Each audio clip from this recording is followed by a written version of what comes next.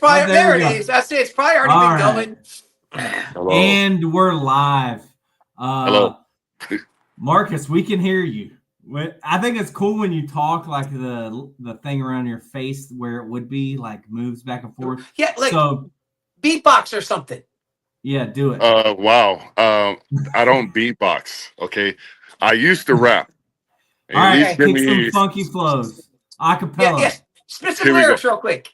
Ladies and gentlemen, boys and girls all around the world, it's the Black Powder Podcast. You know what time it is. Now show up with your home girl. And it's the Black Powder Podcast. I'm Marcus. We're having some technical difficulties. Do I have to call my wife in? Possibly. All right. Possibly. I'm bringing in my home girl. Yeah. I just wanted to say that wasn't my best flow, but I do got flow. You can find me on SoundCloud under Shady Lane. You can hear some pretty cool Shady 90s Lane. hip hop. I'm gonna go look it up. Spell normal? Noted. One word or two?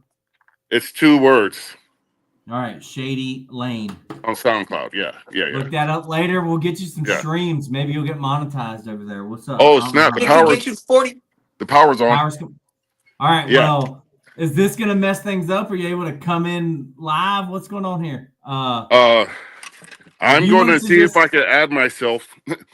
All right. This is a well-oiled machine around here. Like, Marcus, this is how you break records.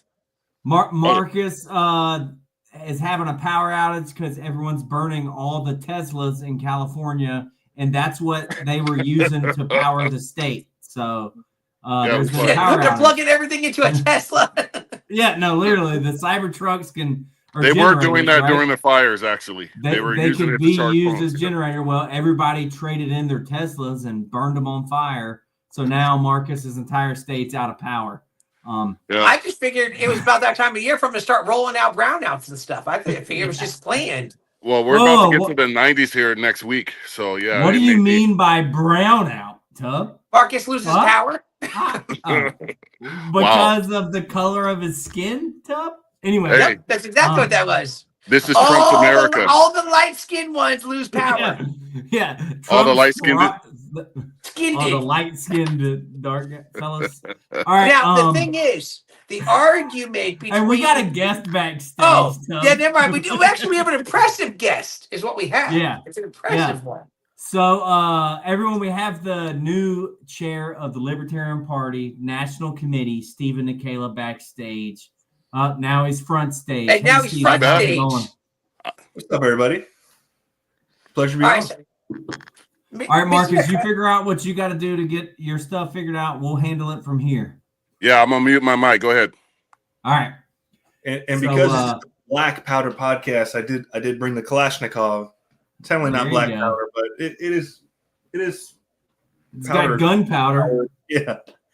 If you haven't cleaned it lately, it might still have some in there. And so some Romanian pixie dust in it still. And tonight we brought nothing black because we can't see him. So I mean, it's black. Hold on, I can still. We only brought powder, no black. Powder. We don't look. We only brought the powder, no black. Oh my goodness! Like this is all coming together. All right. Good one. Bye. All right. So, Mr. Nekhaila, how are you, sir? Doing good. Good. Okay. So, for anybody who's currently living under a libertarian rock and has no idea what's going on, take a couple minutes, explain who you are, explain your history, how you got, kind of what you just started to tell us backstage, which some of us, like Eric and I, who know you personally, that we kind of knew some of this stuff. And feel free to mention all the things that I hate about you, okay? And how you make me look like a sorry excuse of a human. So just kind of fill everybody in as though they don't know you. Sure, yeah, absolutely. So, name's Steven Nekhaila. I've been in the Libertarian Party since about 2014. Before that, was involved in Young Americans for Liberty, got involved with the whole Ron Paul revolution. Actually discovered libertarianism through G. Edward Griffin and him explaining individualism versus collectivism, and knowing that I wasn't a Republican versus Democrat innately, but not having a political home. So when I went to Paul Fest in Tampa in 2014, I saw Gary Johnson for the first time in the Libertarian Party. And I said, look at the platform. And I was like, heck yeah, I'm a libertarian. So I signed up, became a member. And then about a year and a half later, in 2014, got involved with the Libertarian Party of the Florida Keys, started up the affiliate there with my buddy Mike Kane, who actually called me on the phone one day as a college student, was like, hey, man, you're registered libertarian. You want to join the Libertarian Party? It's like, yeah, cool. When I move back down to the Keys, I'm in, you know? So then my whole life changed in that single phone call. And through a turn of many events, I became I was Region 14 representative in the Florida LP with Eric and Tubb. Later on, I eventually became chair, served 2 terms as chair. In 2016, I was Region 2 rep, eventually director at large for the National Committee. And then just recently, about a month and 10 days or so, month and a half, became chairman in an election. And in the last 30 days has been a pretty wild ride, a good time. A lot of adjustment, a lot of good stuff, and I'm super honored to be the chairman of the Libertarian National Committee and all be able to represent libertarians across the country. It's a huge honor and a huge privilege to be in this position. All right, so we're I just forgot something Tubb wanted me to mention. I'm also a Wendy's franchisee. We've got 12 stores in Florida, North Carolina, Virginia area. Island Grill, Islamorada, Dairy Queen, and Tavernier, and that's my day job. What'd you say? An Island Grill? What was that? Yeah, Island Grill. It's a seafood restaurant down here in the Keys. Okay. We actually just opened up a second location in Ocean Point, which is in a private area. It's like a HOA, but it's a waterfront seafood restaurant. So, what makes all of this so bad is he's like 14 and a half years old. And so it kind of makes, sometimes in life I go, well, I'm 51. I've been married for a little while. My kids are okay. I lead a good small little church, all those type of things. And I'm like, all right, this is going great. And then Steven comes on. And I go, I've accomplished nothing in life. And like I want to hate him. Like I want to Steven, I hate you because of what you've done, but I can't because you're actually. And I've told people this for years. Steven's actually a really nice guy. Like he's actually hang on.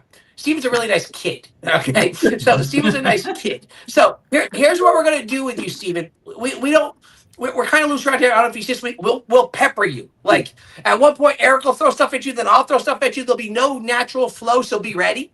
Okay, yeah, it's gonna go in one direction and then another, and then I'm going to interrupt Tubb, and he's going to get mad. So that's how this is going to roll. And then him and I are going to fight. We're going to fight. I'll just start shooting the AK back there into the air like how we do it back home. Get us under control again. All right. Desk pop. I will start with, because I think there are a lot of things inside the party currently that we could probably talk about. You know what I'm saying? So we have to talk about how you've accomplished things in life that make all the rest of us look bad. So we'll focus on the things you can do in the future to make us look bad. So with that, how is the transition overall going? Let's start with that. Sure. Into the new position. So the transition, it was interesting because I already kind of knew what to expect in some ways. So I've been on the board for almost a decade, about 9 years now. So I already knew a lot of the inner workings of the board. But with anything, my belief is you really don't know until you start digging in. So for instance, if I've got a new Wendy's, we just took over 2 stores in Miami, 2 corporate stores that we turned franchise. You kind of take a look at them, you kick the tires, you make the deal. But until you really spend time inside, you really don't know, all right, what are the customers saying? We can look at sales and labor and food costs and all that. It'll tell us, it'll kind of give us an idea. It'll paint a picture. But until you kind of get in there, you talk to people, you look at operations, you look at, how are we doing this? How are we doing that? You go in at nighttime, you train, you really dig in, fix things up a little bit. And then a month or 2 or 3 later, you're like, okay, cool. Like we're in a way better position than we were 3 months ago. And look at all these improvements and look what we've been able to accomplish. So my first couple of weeks was really just getting to know staff, introducing myself, spending one-on-one time with every single staff member, talking to, the committee members, of course, and the committee chairs, and, looking at, okay, here are our goals, here's where we're at, here's our financial situations. We'll look at all the numbers and paint a picture of, okay, this is where we are, this is where we're trying to go. So, I think the first 2 weeks were really hectic. I probably spent 40, 50 hours a week, I would think, just basically just focusing on the Libertarian Party. I'm still probably spending at least 30 hours a week focusing on the Libertarian Party, which is great. It's an honor. But you need to spend that time to really figure out what's going on. And so it's given me a lot of insight, even more insight than when I was a staff member, when I was a board member, regular board member. And Staff. staff member. Yeah, I feel like a staff member. But yeah, no, it's been a good transition. It's been a good transition. Okay, so in the process now, what would you consider some of your big wins already? And then we'll kind of follow that up with, do you consider some of your, like, failed that one, didn't do so well? What were some of the losses? So my first 15 minutes into office, maybe it was the first 2 minutes, I did I did rescind the Trump membership. It was the Trump honorary membership, whatever. I didn't feel that was right. I rescinded that. That was in order. And other than that, it's been, I would say other wins would be, I would say just really, and these are kind of, these are personal ones for me. I don't know if people are like, oh, yeah, it was a big one. But, getting we're doing an operational review with a company that does strategic planning and reviews. And they actually did our August in-person meeting, board training. So my whole idea is, look, we want to professionalize the organization. We want to make sure we're doing things in a way that has oversight and accountability, but we're also making sure we can measure that performance, that every dollar going to the party is being spent and put in the right place. We want to hold on, baby. My daughter's open the door. Good one. Open the door for her. What is wrong with you? See, I feel better. You're being a horrible dad. It makes me feel better. In honor of this podcast, and when it comes to I had my friends. I said, did you ever locked in a closet? What was happening? Open the door. Ran out of food, and I guess. Can we see proof of life? There she is. Hey. Hey. She's like, these guys are ugly. Okay, so your challenges and losses. Yeah, and so what you said. And so yeah, Well, hold on. This does not look good. Then all of a sudden he hears kids and he wants to get a signal. No, I heard Creeper. voices What's and wrong with you? on this podcast. There we go. Okay, so Continue Now- on, Jimmy. We gotta get your now, mom. Steven, I'm gonna let you know Bedtime. that's probably aggravating you, but I think that's just funny. I ain't gonna lie to you. I think that right there is just funny. Can she see herself there? Oh yeah, she can look at herself. That's what it is. Okay, good. All right. Look at her. Okay, so hang on. You have another one after her now too, don't you? No, not yet. Oh, okay. So that's the one. Yeah, she's the one. That's the one. Like she doesn't. Oh, that's the one. Yeah. So that's the one that actually I think you had her while we were having convention. Is that right? Yeah. That's what happened. I couldn't go to the Here in convention Florida. because it was like really. It was within 2 weeks of Yep. her being born. And I was like, Hey. it's probably close. Whatever she says is the official position of the Libertarian Party, and we're doing the newsletter. I agree. So how old is she now? Actually, Biden's translator. She's she's 3 years old. Yeah, she just Okay. turned 3. Well, is that right? 2 years or 3 years? 3. Okay, you should know that. Just to let you know, you should know that. All right, so back to where we were. So did you explain to the things that you felt like, hey, I think we lost or had some challenges and we didn't win on these ones yet? Where are you at with that? Challenges. So I'd say our biggest opportunities really, well, number one is membership and fundraising. Point blank. I'm 3 like you. We're at a 1 though at the end. You won. I'm 1. I'm 3-1. I know. I'm getting old. But yeah, I'd say the biggest opportunity right now clearly is membership and outreach. And that's evident by our numbers. It's evident by our downward trend in fundraising and membership. Yes, baby. I'm one. You're not one. You're 3. You're not one. You're doing pretty good for one. I'm not gonna lie. I want a 3. I know. I'm gonna get rid of our mama here in a minute. Okay. But yeah, so I do have I will say that membership just hasn't been a priority for the Libertarian National Committee in probably 6-7 years. Don't talk. I will be right back. All right, so Marcus, you're squared away now.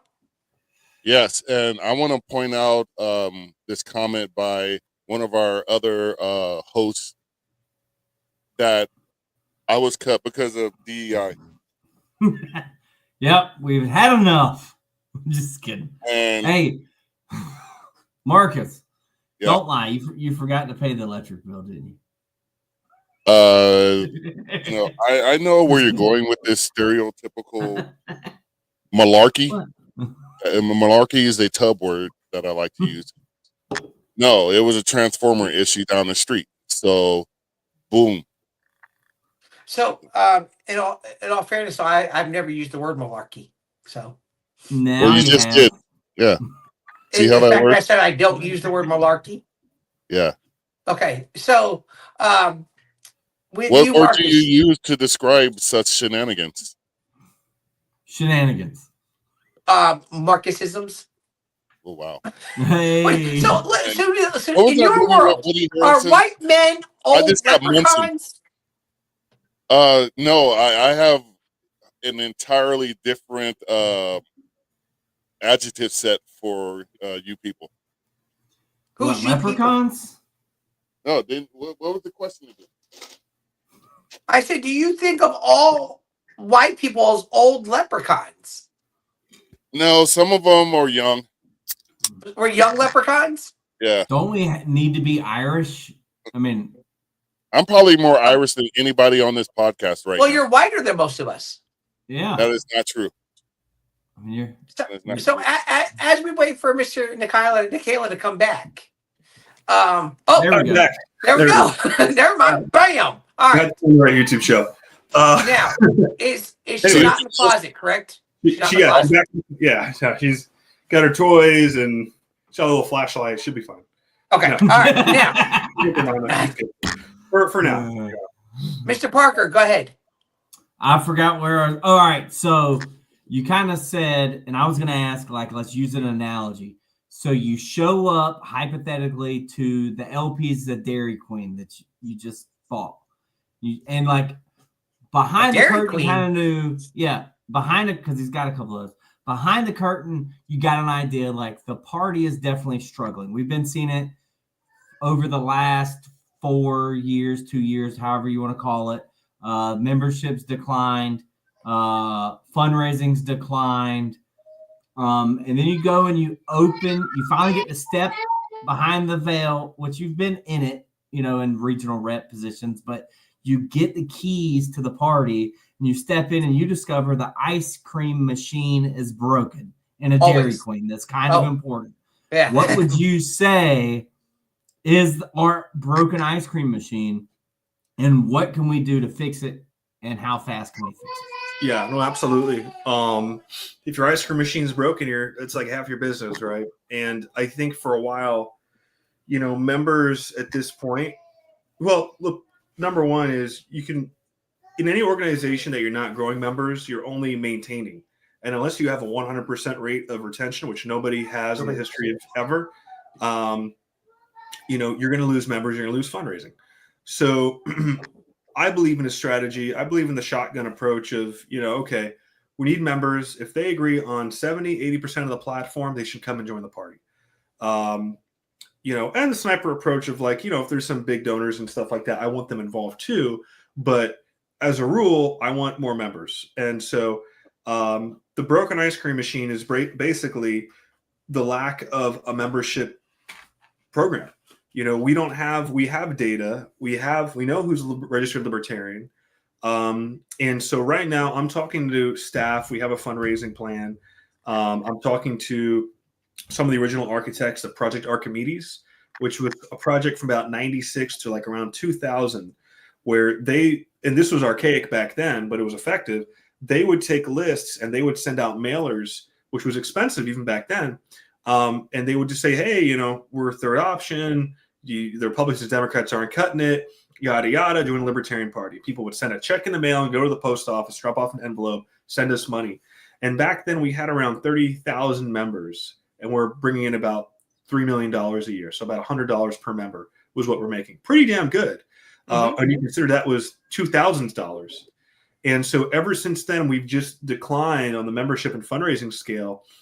And we're wondering why we're here, is because we're not doing enough to outreach to those members. And we've always relied on sort of this organic outreach. Well, they're going to come and da-da-da-da-da, or on social media or press releases or whatever. And that's just simply not enough to entice people to get into the party. And so what I'm looking at right now is we're trying to build, we're in the process of, looking and saying, okay, how can we use data? How can we get to people, where they're at and entice them to join? People who, what are the low-hanging fruit? Let's experiment.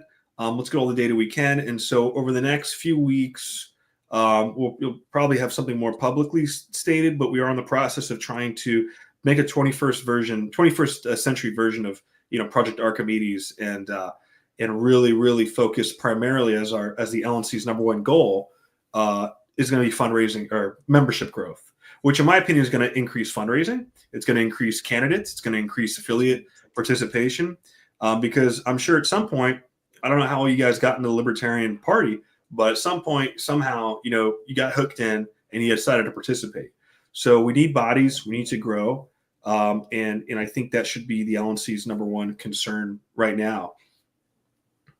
So somebody like me, for example, is exactly who you're speaking to. No. So shut up.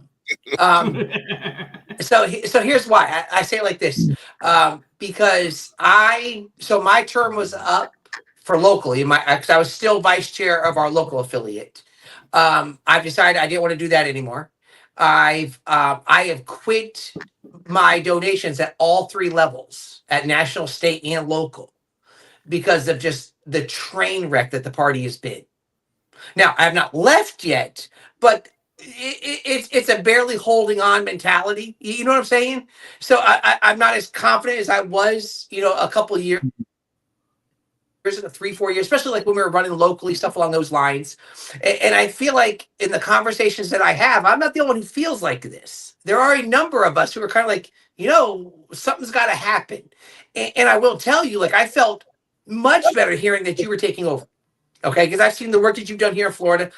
But I will tell you, and it's not a shot against you, obviously, is that wasn't enough. That you saying, hey, this is Steven, this is great.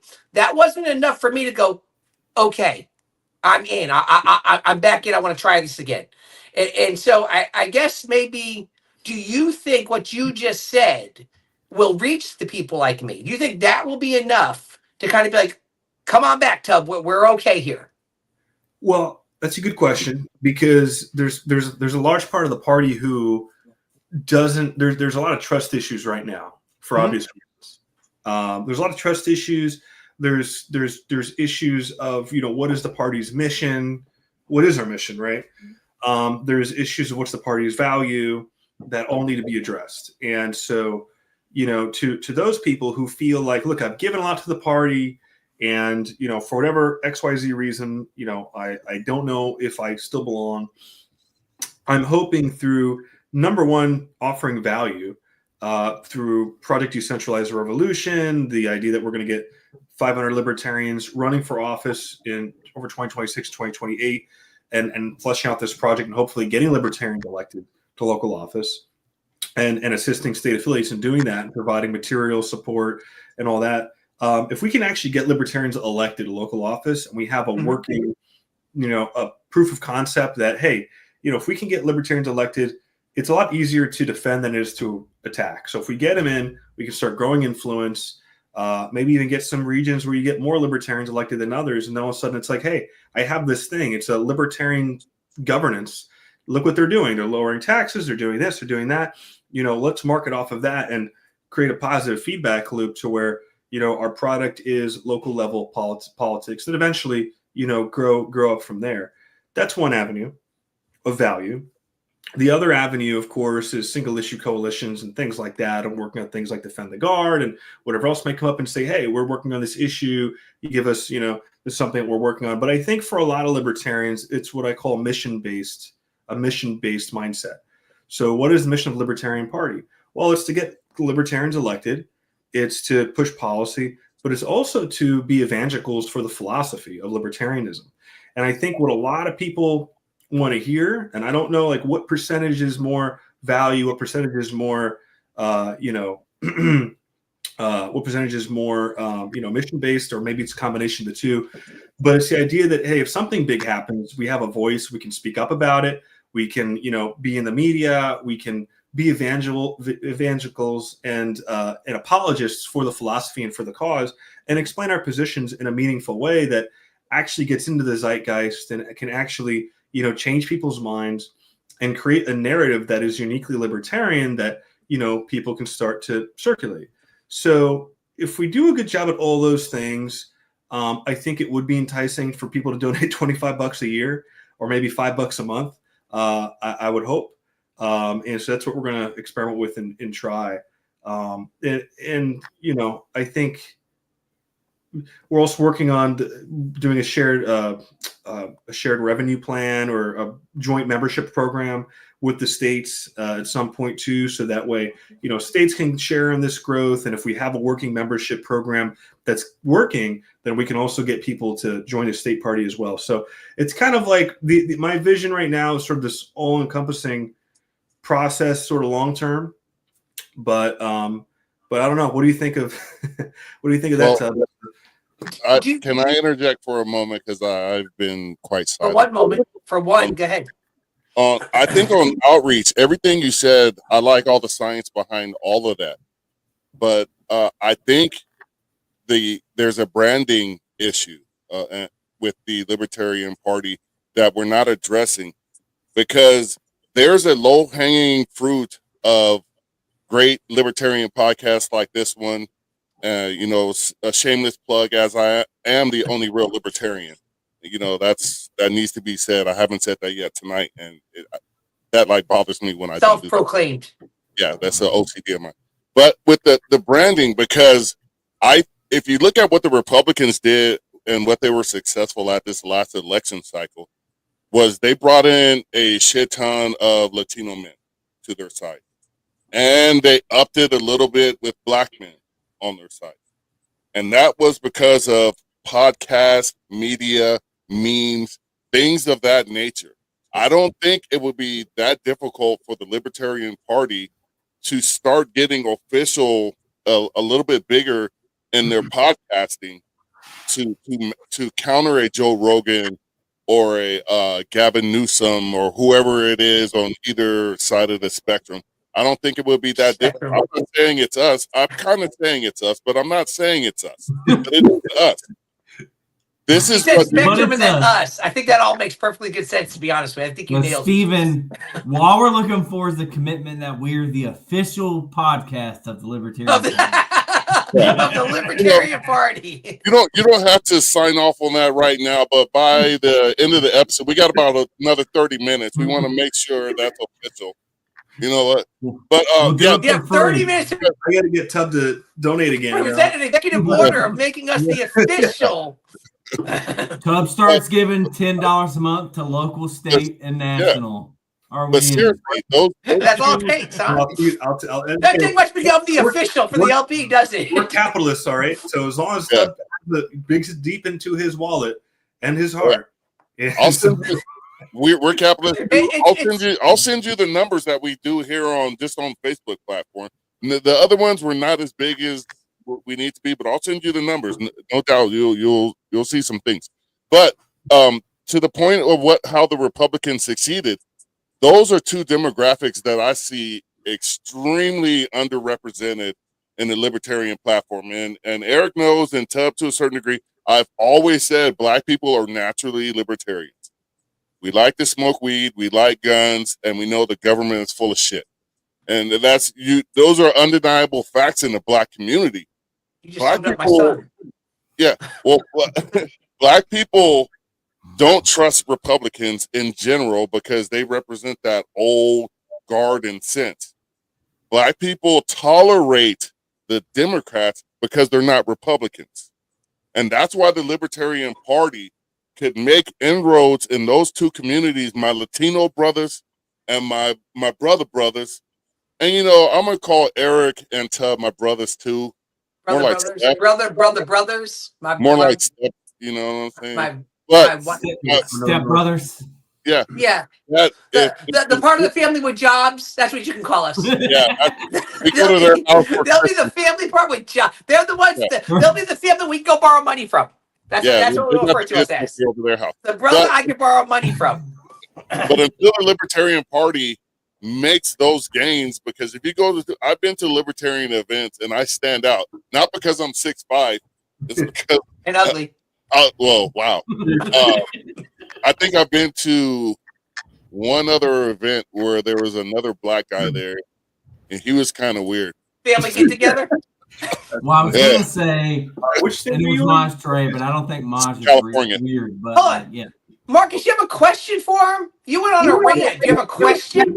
I heard Yeah. you say like to interject with a question. Your chair is I Mexican. was getting, you interrupted me about 5 times, and you know, like my What's your girl question, Evan said, Marcus? ever since you and Trump started Hate this doing all show. that DEI stuff, my role on this show has gradually diminished, and I don't appreciate that. I thought and our numbers have never been better. yeah. My question All right, is, so Steven, my question is, go. what Go. are we going to do about the successful formula like the Republicans used with the podcast and the outreach to those communities? Why can't we emulate that? Isn't that what election cycles do, one after the other, whatever was successful?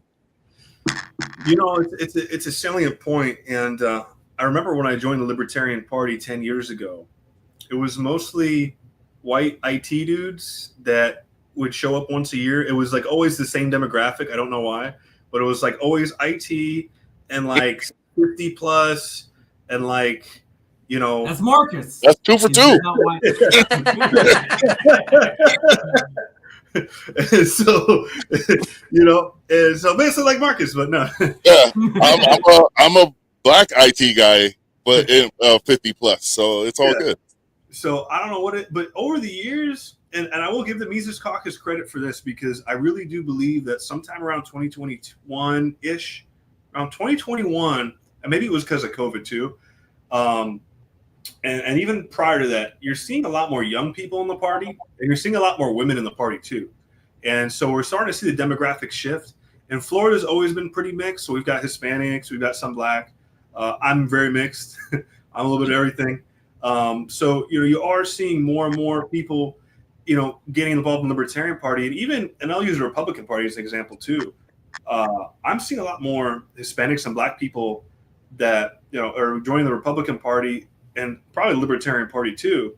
And there's more of a, there's the lines are softening as to, well, you have to be a Democrat because you're this race or gender, or you have to be Republican if you're this. Now things are kind of different, and it's more ideological now than I think it was before. Miami voted majority red in the last election, which I thought was interesting. That's very Yeah, it was majority red, and I think it's because the Hispanic population, the strong Cuban population there, hates communism so much, you know, to them, you know, for what Trump represented to them, I guess, you know, they figured anti-communist or whatever. And I think that shows us as libertarians, there's such a big market for us to cut into and get our share. People that, hey, I don't like communism. I'm not a big fan of Republicans or Democrats or whatever. I believe in certain things. And, you know, and they see the Libertarian Party on our platform like, oh my God, it's, you know, it's just a matter of search and rescue and reaching out to these people. And so I do see the demographics changing. I'm hoping it gets younger and more diverse and whatever. I do already see that. But to your point about podcasting, one of the things I think Trump did that got him elected is he was on Joe Rogan. He was on Nell Quiz. He was on all Theo these Vaughn. Was it Theo Vaughn he went on? Theo Vaughn. Yeah. Yep. And he did the circuit. And that's something that, you know, Kamala Harris didn't do. That's something that we should have done in 2020. But something, you know, we should definitely do in the future. But as libertarians, because we do have some leverage to get on these podcasts, we have had Larry Sharp and Spike A Cohen. million libertarian podcasters. Well, we've had them on. You We had Larry Sharp, Spike, and Dave Smith recently. Well, recently maybe Patrick like Bet last David. year. Patrick Bet David. That's right. Yeah. So that's a big pod. So I do think that the influence in the culture is through podcasting. It is through getting through the media. I mean, I talked to CNN yesterday. They're going to put an article out. Like, that's all cool. That's important. But what's even more important, more effective these days, man, is getting on as many podcasts as you can. It's like talk radio, Even us. Yeah. He's even willing to come to us. That should tell you something. So, Absolutely. Like, I'll even go on this one in order to prove how important podcasts are. I'm making a point. Joe Hanoush commented up there earlier, candidates matter. And I think you kind of alluded earlier how you think that's a major part and purpose of our party, which you kind of alluded to, but we're also kind of there to like move the goalposts, like to move libertarianism, the philosophy in the right direction, make it more popular. I think the best way to do that is through good candidates, good, strong candidates. I think that means from the national level down. I know like the decentralized revolution, and me as a former local candidate, I love that idea. Let's focus on the winnable races. But I also think if you could get a strong candidate, a really strong candidate for that top race or national level races, like a Senate race or something like that, a competitive Senate race, that also is a way, one of the best ways, if not the best way, to move and grow the party, gain membership, and gain fundraising. So what are your thoughts on like candidates being maybe our biggest asset for growing the party? Do you agree, disagree? I thinking back to Harry Brown, and I wasn't around back then, but from what I hear, he was an excellent, eloquent speaker. For those at home that don't know much about Harry Brown, look him up. He was the candidate back in like 2000 against Bush or something like that. It was back in the day, and very eloquent, very interesting guy. Unfortunately, he's no longer around. But that was also the same time we were doing Project Archimedes. And I think the combination of having both of those things simultaneously is what got us the results we had in those early days around 2000. We were just springboarding up to, $3 million a year back in 2000, which is probably $9 million a year in today's money. So, I do think it's important. I think the presidential candidate or a strong congressional or Senate candidate or state house candidate or what have you is basically doing a PR mission for the party. And as long as they know that, as long as they know, hey, look, you're probably not going to win this unless you've got, unless it's a two-way race and, the weather is just right and the cards are just stacked in the right way and you get the roll of flush, like it's probably not going to happen. We have had state level Senate races and stuff like that. Those wins, I think those are more realistic. But right now, I don't think a congressional race is it's just not in the cards for an actual win yet. Now, you can turn people in those positions. Absolutely. We have had libertarian congressmen. But to your point, those are definitely worth it. And we do have to run those, especially when we need to maintain ballot access. Like, for instance, in Texas, they have to get something like above 3% in a gubernatorial election every 2 years in order to maintain party status. And it's like that in a lot of states. Florida, we don't have to worry about anything. But most states, there's ridiculous requirements just to be on the ballot. So to fight for all this ballot access, we should be running as libertarians. And when people say that L next to somebody's name, do the podcast, go out there, have a good platform, be the face of the party, an ambassador for the party, and bring people in for the first time ever. I think it's great. And then at the local level, you're doing the same thing, but we're doing it to win. And it's like, even if it's a nonpartisan race or if it's a school board race or whatever, you're a libertarian and people are going to know you're a libertarian, and you get to shake hands and talk to people. And when you eventually win, you get to govern like a libertarian. And, those things really matter. And when we get enough libertarians in office, then there's conversations about working together on legislation at the local level. We talked about doing a local Doge initiative that the party's looking to do, is try to get local municipalities to have their own Department of Government Efficiency to cut waste and things like that. So it has to be multifaceted strategy. We can't just, we can't just run higher level tickets and ignore lower level tickets or vice versa. there should be a balanced strategy there, but both serve a different purpose. Okay. I was gonna say, as far as nationally, because I was a Chase guy. I've been in his presence a couple times. We shook hands, had a good time together, and he impressed me because he comes off as genuine, and I think a lot of Americans did not get that from him. But as far as 2028 goes, I think we have to have somebody who's won an election before that. We need to focus on. I could think of one name right off the top. He came on back in January on this podcast. Amash. Yes, and I think because if you look at what Gary Johnson did, he got millions of votes. Joe Jorgensen got millions of votes, and then this year we came in under 1 million votes. So it's been trending downward. And I think the reason Gary Johnson got so many votes, which was I believe it was the record for a Libertarian, I can't think of the numbers right offhand, is because he had somewhat of that name recognition being a governor.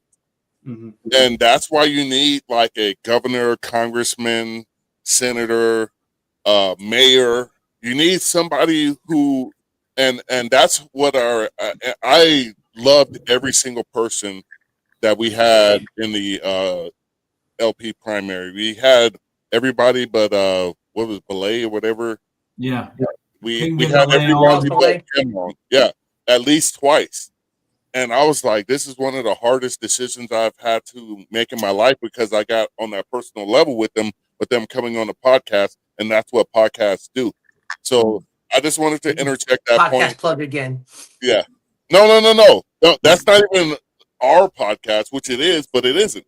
So what I'm trying to say is that's what the Libertarian Party, that I think that's a winning formula, as you alluded to, that and I want to stress that again, and I want to stress that to the people, listen to these candidates, get on that personal level like I did with them, and you will understand that there is a path forward in this, and there is another way we could go.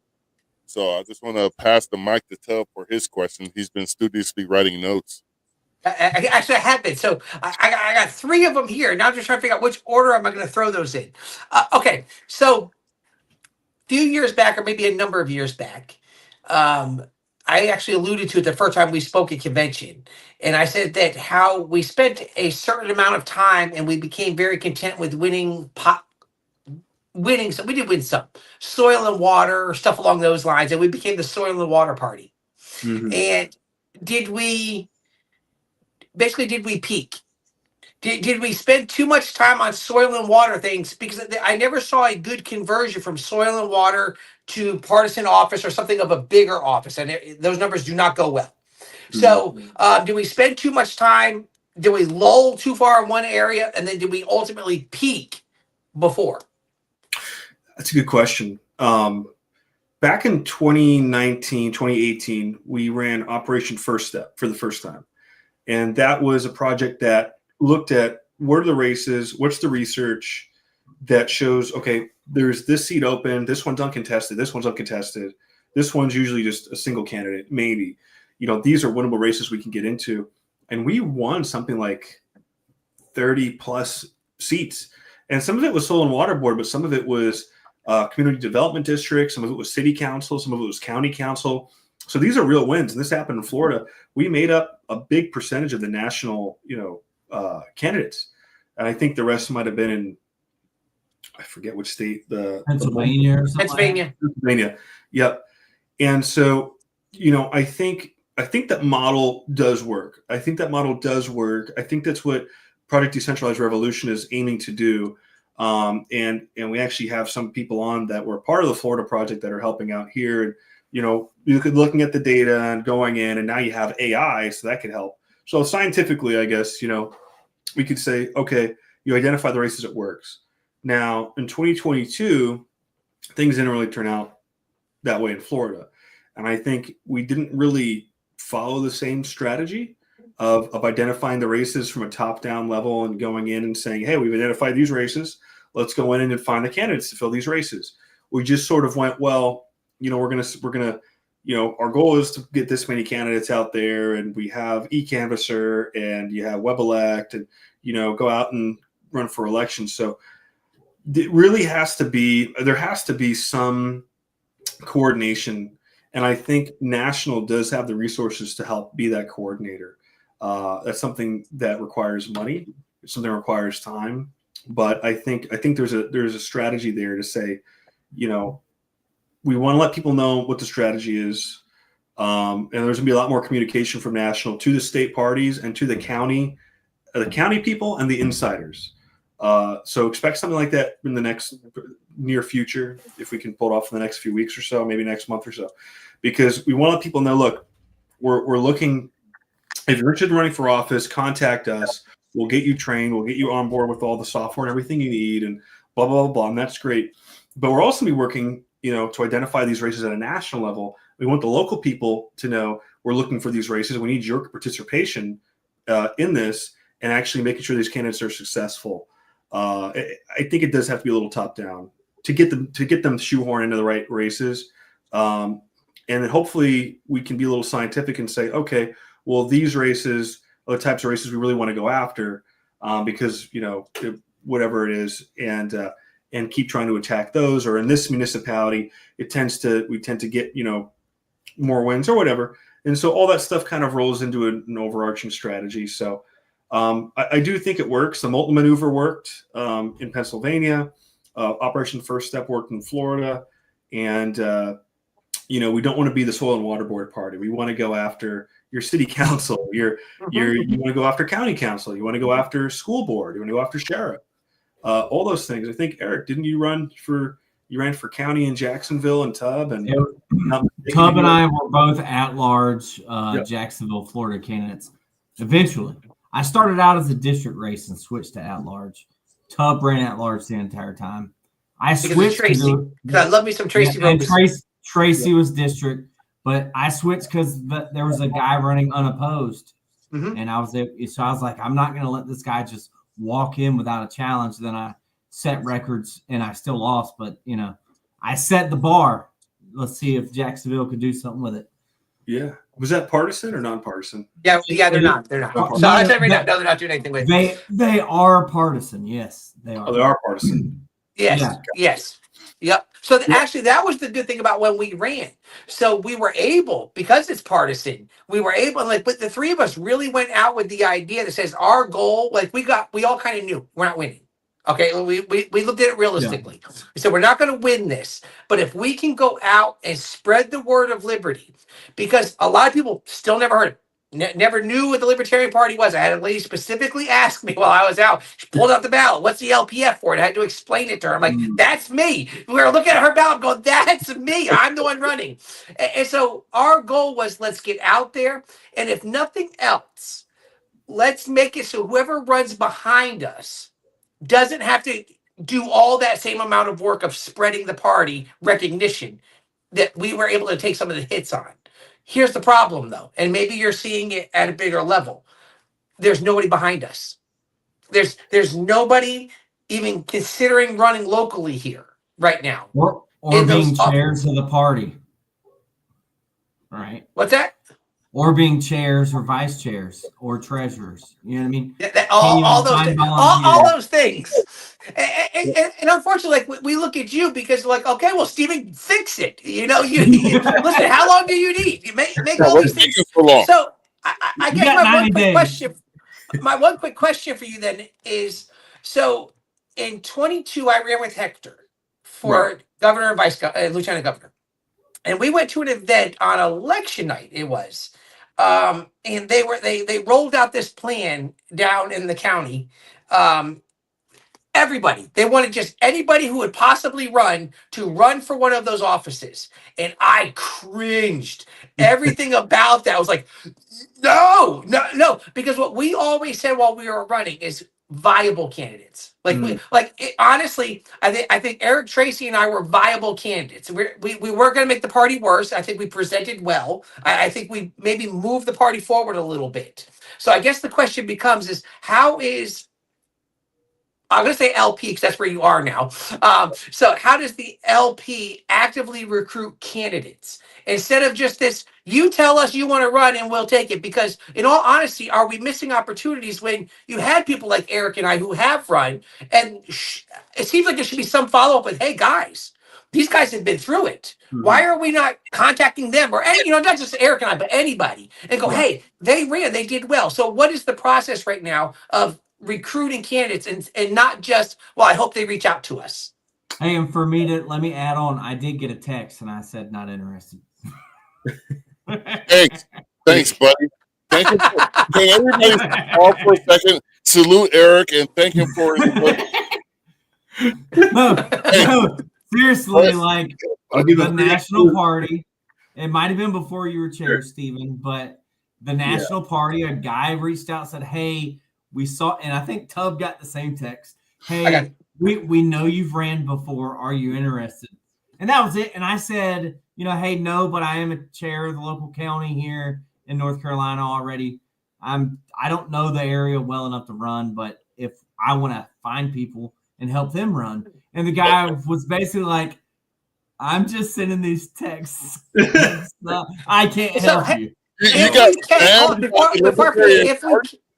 I don't know. Scammed by the Libertarian Party. Steven, when we're done, and we sign off, Steven, I would like to have that conversation with you. That one right there. Okay. All right. Absolutely. Yeah. Well, I think it goes back to one thing, and I'm curious if you guys agree, but membership. Because you don't need bodies, you only need young, blood to come in or fresh blood to come in and be like, hey, I'm full of piss and vinegar. I want to go out and run for office. Well, you guys are like, smoking cigarettes behind the dumpster on your third shift at the Waffle House. Like, man, this has been it's at a Waffle House too. It's like, go get them, soldier. So I think we need that. We need that energy. We need people who are willing to go out there and learn and be good candidates. And look, even if you don't win, there's still an opportunity to get involved in your local community, to get to know the city council, to get to know the movers and shakers, to participate, join the Chamber of Commerce, join the Rotary Club, join, civic organizations and stay involved before and after running. I think everybody listening should do that. If you're a libertarian and you're considering running for office or being effective in your community, the first thing you should do is go and get involved in your local civic organizations.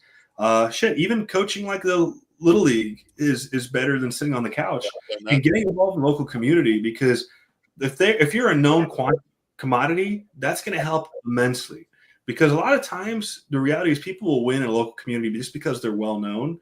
Maybe their family is well known, or they've been a butcher for 40 years and one day decide 36 Wendy's restaurants along those lines. Every Wendy's has been a 100-mile radius, Please help. But getting involved in the community and getting to the right people really, really is helpful.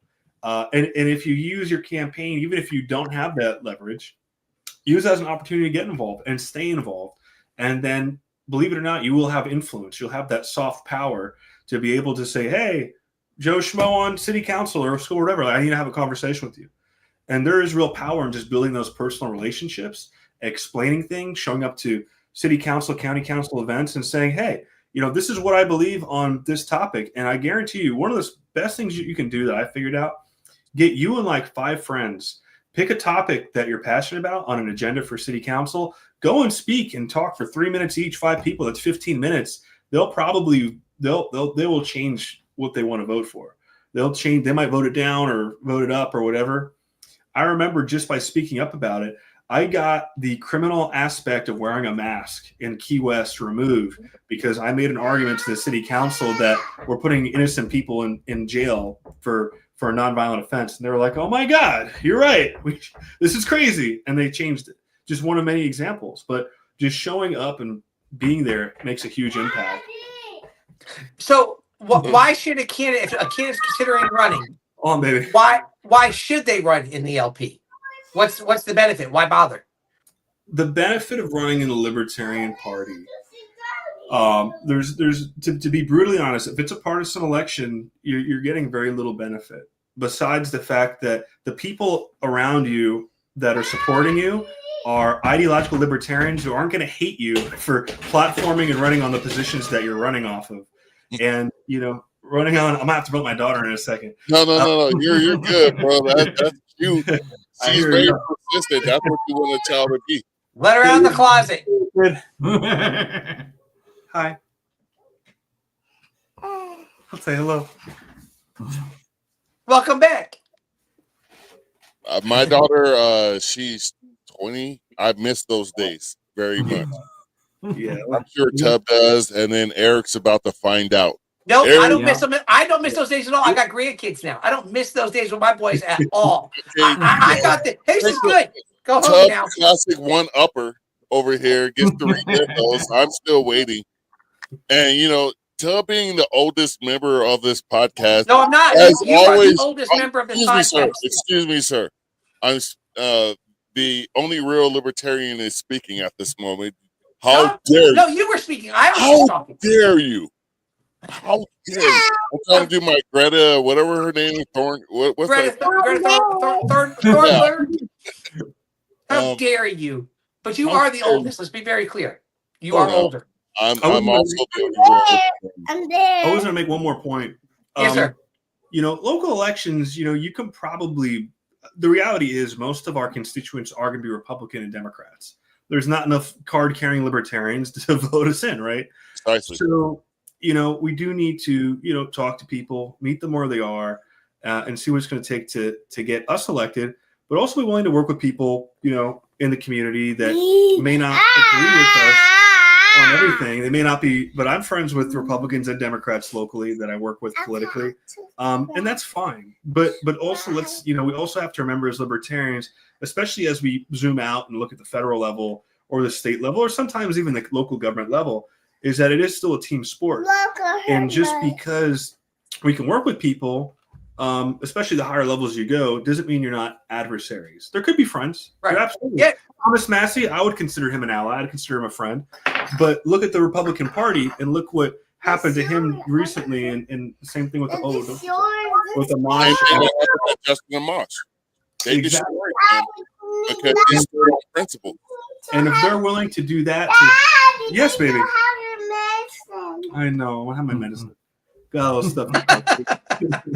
She cares about her daddy. Beautiful thing. Yeah.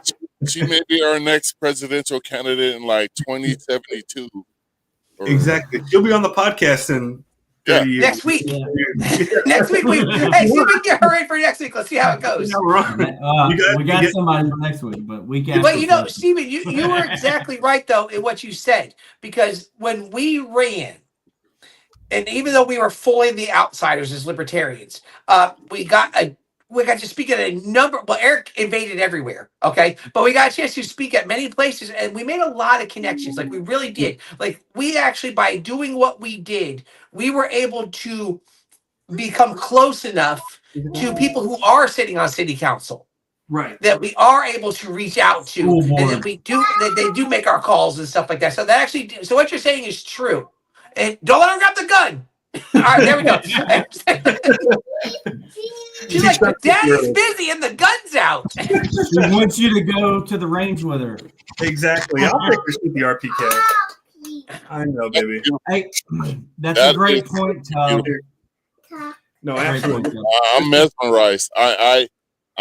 This podcast was originally about firearms, and my libertarians are like vegans. They got to tell everybody that they're libertarian. Hey, you ever hear the joke? A libertarian, a vegan, and a CrossFitter walk into a bar, and everybody knows because they told everyone. Real quick, This is the Romanian. Unlike Tub, we're always ready to go on this podcast. I'm pretty sure Eric. Actually, I left mine out. Usually, mine's always right here. It's sitting out next to my recliner because I was going to set up on the porch. I can neither confirm nor deny that someone in this house sleepwalks. So mine are always in the safe or locked up, but not always. But when it's getting late and I've already taken, a melatonin. As pale as you are, I feel bad for everybody in your house because it's probably like a ghost. If you don't have your shirt on, it'll feel like some ghost. I have a natural tan. I'm a Florida man. Natural tan. Tub's from Connecticut, so it don't count. I'm a Connecticut. Listen, I hide from outside. All right, so we are at our time. I got one, and this Yeah. is important. Oh, yeah. Okay. Just while we start to wrap up, Steven, you mentioned a very important thing earlier about like how Florida doesn't have to worry about ballot access. Can you explain how Florida went about accomplishing that and how other states might be able to replicate it? So that's a really good question. About 20 years ago, whenever the last time there was, I know, 1 minute, that he'd be finished. There was a constitutional convention which is held every about 20 or so years in Florida. And the last one was recently. There was one a couple decades ago. We had libertarians, actually gentlemen who passed away recently too, a couple of years ago due to COVID. Him, along with members of the Green Party and other third parties, lobbied the Constitutional Committee to basically make an amendment for the Constitution that said that ballot access should be for everybody. There shouldn't be barriers to ballot access. And they got it approved. And I would say Florida probably has the best ballot access laws in the country, because if the four of us were living in Florida right now, three of us could literally be chair, vice chair, and secretary/treasurer to a political party. Tub could run for president, and he could be on the ballot. That's all you have to do. So Yeah. that's all it takes. Now, in other states, you have to get something like 25,000 signatures if you're a libertarian. I think in Tennessee, but if you're because a certain percentage of the last gubernatorial election, and then if you're a Republican or Democrat, it's 500 signatures. In Texas, the Republicans and Democrats changed the law last minute.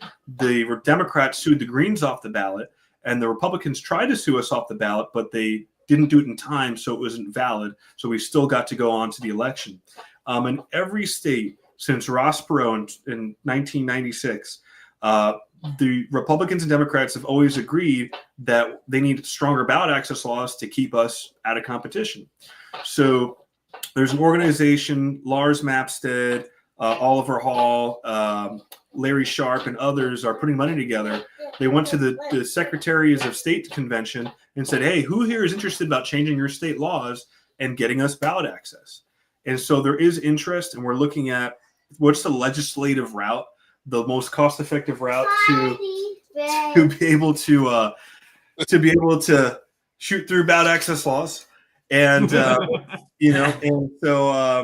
and so that's something we're working on. Instead of spending millions and millions of dollars, every other election cycle, to be able to maintain ballot access, and quite frankly, that's the way it needs to go. Because if we really live in a democracy, then it should be really easy to be able to just go on the ballot. Well, we don't live in a democracy. And I think if I had a microphone and I could just send one message to every single American, it would probably be on the topic of ballot access, because people don't realize how stringent it is. And I think my daughter's ready to go to sleep. Yeah. All right.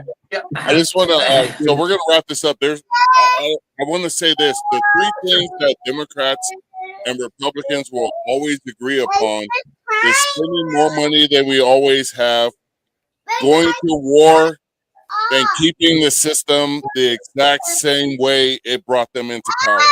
There will never be any separation from the duopoly in those three subject matters or three topics, and it's probably one of the main reasons, aside from individual liberty, that I'm a libertarian.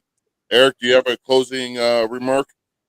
Steven, it's great having you. I look forward to working with you to keep the LP going as long as I'm here. Awesome, brother. Thank you. McTub? I think Eric looks forward to working with you at one of the restaurants also.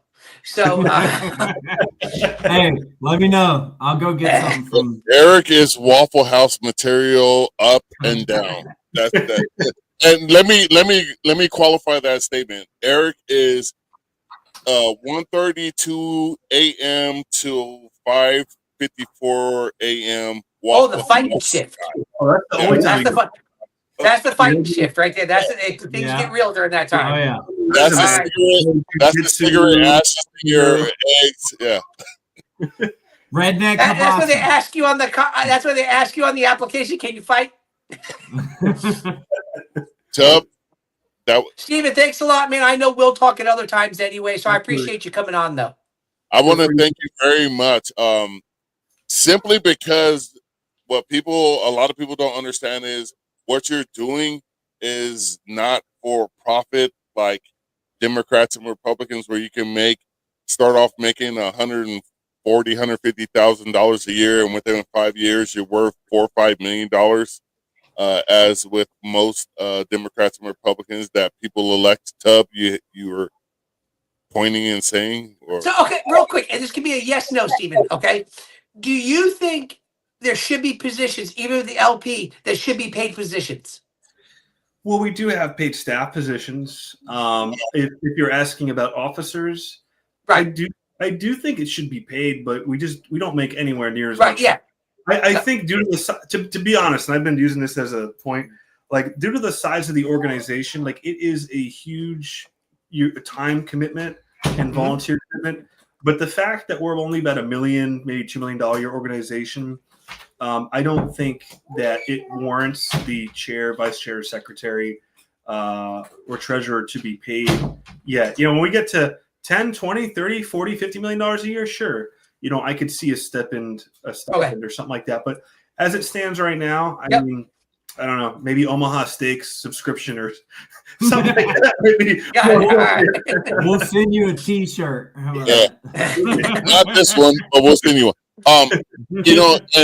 And speaking, you're quite inspirational for what you do at your age. I'm gonna say something because I said for 2028 we need somebody that's won a previous election.